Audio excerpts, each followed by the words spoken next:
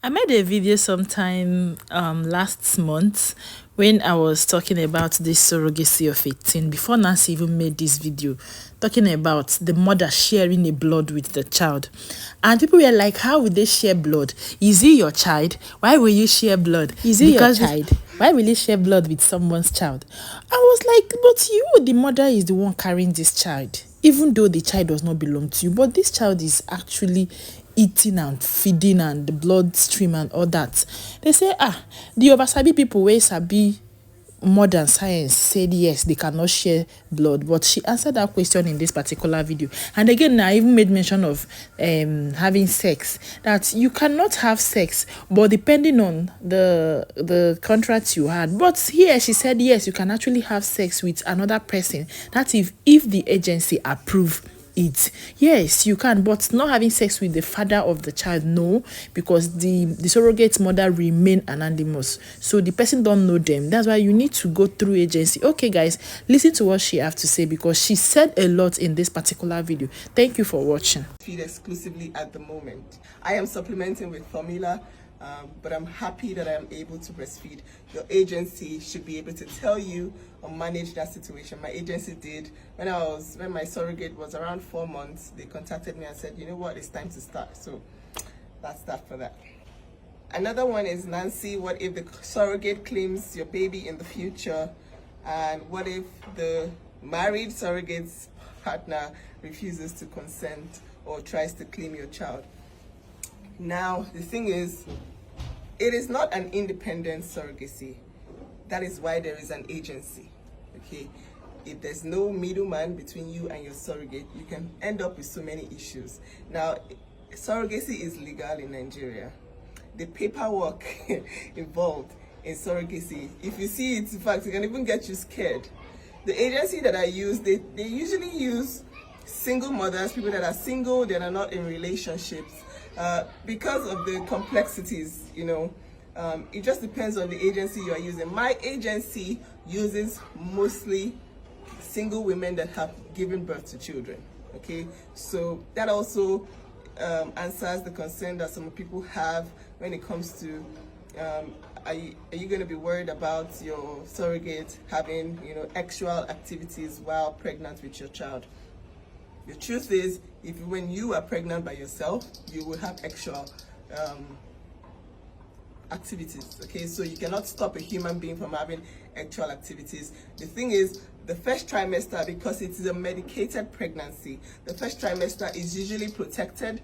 The first trimester, you're supposed to abstain from every sexual activity if you are carrying someone's child. And also that helps, once you're above the 3-month mark, your blood is growing that baby. So I mean, if you've ruled out all the infections, if you've ruled out everything, your agency is supposed to carry out all those infection screenings and all that. In the contract, the surrogate is supposed to actually adhere to the rules. So you're not supposed to ideally have actual activities with suspicious elements, right? Because you are in a contract carrying someone's genetic material, right?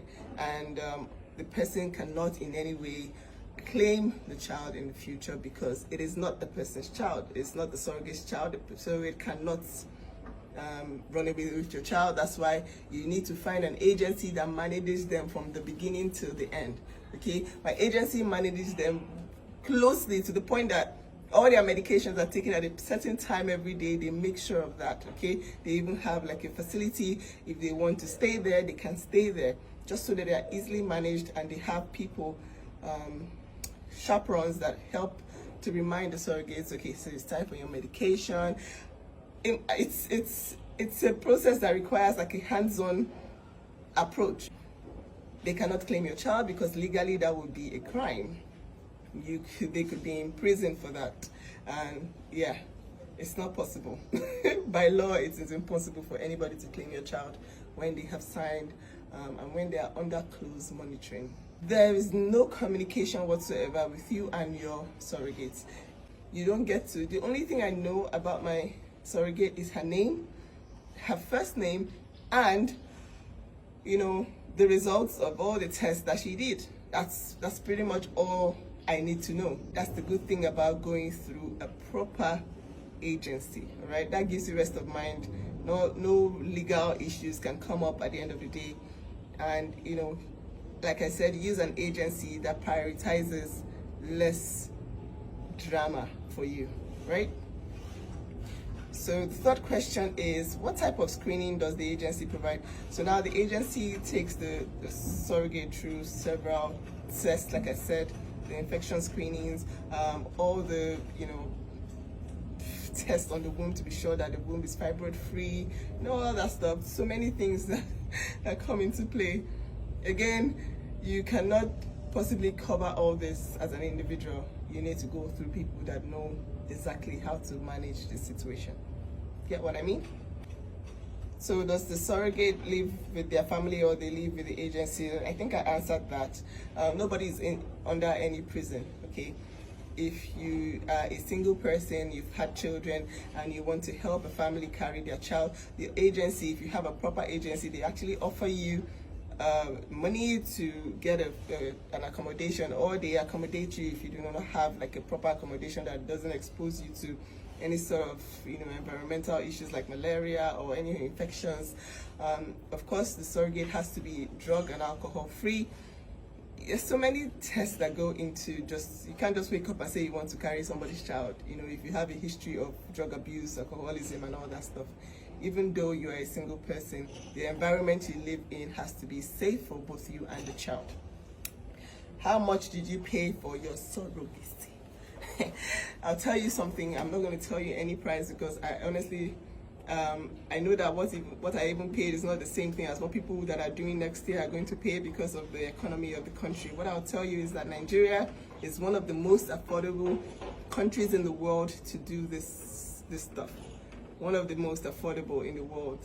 Ask the agency. I've tagged my agency several times. I paid for my cycle. So you should just slide into their DM and get a quote.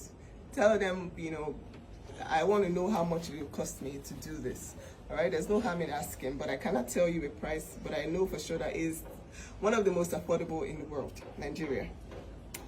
What type of delivery? Normal, vaginal, or CS? So surrogates are not allowed. Well, the agency that I use, they don't allow vaginal birth for several reasons. They want to be able to control every aspect of the pregnancy. It is a medicated pregnancy. So even from the positive pregnancy test to 3 months, they are being monitored, closely. Okay? And then after that, they're also being monitored every day, test every day, making sure that everything is fine. So they don't even take the risk for you to go into labor so that there won't be any stories like, we're pushing and you just take it out through CS. And you have to be able to consent to that. If you know you want to be a surrogate, there are certain agencies that do not allow vaginal deliveries for several reasons. Okay? IVF babies the same as normal babies. I'll tell you for sure that IVF babies are the same. I have the 2 types of babies. They are the same. In fact, this is my IVF baby. It's looking like a foodie because I'm comparing the way she's gaining weight, the way she's eating, the way she's crying, the way she's to my other children. These children are foodies, all right? They're normal. I'm not even supposed to answer that question, but it looks like a lot of people were genuinely asking if the IVF children are the same. They are the same. We have male factor infertility. My husband has refused to do IVF or use donor sperm. How did you get your husband to participate in IVF? So the thing is, if you are in a marriage where the infertility factor is on the male side, first of all, I don't even know why. It's only women nowadays that are speaking up. It's almost like it's women that have the problems, but a lot of people, I will tell you for sure that it's equal. It's 50-50. A lot of times it's the men that have the problem, and if they know for sure that it's them and they are refusing, okay, they are refusing to seek treatment, I guess it's time, and you know for sure that that's what you want. You want to be able to have a child, and you have a husband who is azoospermic, for example, and refusing to take donor sperm. Well, I do, because there's no amount of prayers that can, I'm sorry to all the people that are, there's no amount of prayers that can bring back sperm cells that are not there in the first place, okay? So you have to know exactly what you're doing as a couple. It's not by just saying, I do. Marry somebody that has sense, someone that is your friend that you can talk to, and you people can sit down and make a decision. Okay, if it's his fault, he needs to stand up, go to the hospital and sign that consent form for you guys to get a donor sperm. That's if he does, except he doesn't want to have children with you. Then you can, weigh your options from there and know if you want to continue with the marriage or the relationship. So yeah, that's that. I did not have to do anything to get my husband to do anything because we are one. If this is what we want as a family, we both want a large family, then we will go ahead and do what is necessary to get it. Get it? So the next one is old, 39 and menopausal and divorced. Can I still have a child? Yes, you can. Okay? Yes, you can, even though you are menopausal. That's the good thing about science and the angels that donate their wombs, donate their eggs, donate their sperm cells every single day for people like us to grow our families. Even as a single person who is menopausal, you can expand your family, you can have children. Okay, you just need to contact the agency and tell them what you need. If you need donor sperm and donor eggs, the collabo, and then you put it in a surrogate, that's fine. If you want to carry yourself, even though you are menopausal, you may need, extra hormonal support, but it's possible. Okay. Does the surrogate mother share blood with the baby? Of course they do. They do not share genetic material, but you are using the surrogate's body to grow your baby. So yes, the blood is going to grow the child. The blood is important to grow that child. The mother, the maternal blood is going to flow through the infant, and that's what's going to nourish the infant to help the infant, the embryo grow to a zygote and then, a baby. But yes, what if the surrogate dies carrying your pregnancy? So the thing is, the contracts are so well put. All right, we did ask that question as well when we were signing our contract. And the thing is, the agency, they told us that every woman that has accepted to be a surrogate has already accepted the risk involved. Okay, and that risk, if they are married, their husbands as well have taken that risk. There's a risk of death. All right. It also releases the intending parents from liabilities, like someone trying to say, oh, it's because of you that this happened. They know the risk and they are willing to take the risk for you. That's why I call them angels. All right, pregnancy is it's not a joke, and if someone is willing to do that, the person is aware of all the risks and everything that can happen, everything that can go south. All right. Sometimes the intending parents purchase life insurance just to make sure that their children, their partners, can actually benefit monetarily from any situation that may occur. Okay, so I think that's pretty much almost all the questions that I got. I got one funny one on Facebook, by the way. Somebody wanted to know if the surrogate and my husband came together to have, X for the head to form. I laughed so hard, but I genuinely saw that she was serious, and she really thought that when somebody is pregnant, they need to continuously have X so that the head can form. But no, the surrogate is completely anonymous. You have nothing whatsoever to do with the surrogate. You don't get to see. The surrogate is free to live her life. After 3 months, she is allowed to have X with her husband or with her partner, as long as there is no infection in the mix. Okay, there is a legal document signed to that effect. They could lose their contact, they could get sued, they could, in fact, litigation, correct one, could come as a result of them not obeying certain parts of the contract. So some agencies avoid all this by using single women. I have my agency that I used is mostly single mothers that have no extra partners, and I think that's less drama for everybody. They have 100% autonomy when it comes to decision making, and there's nobody saying, oh, I think it's my child in there, some random person saying I think it's my child. No, right? So from 1st to 3 months, if possible, they are sheltered and they are taken care of, making sure that they take their medication, because it is an IVF pregnancy. It is medicated. After then, yes, you are free to do whatever, because sometimes people can say, oh, my wife was doing this thing, so I'm sure the child in there is not your own, it's my own. There's no chance for that, because the first 3 months is protected.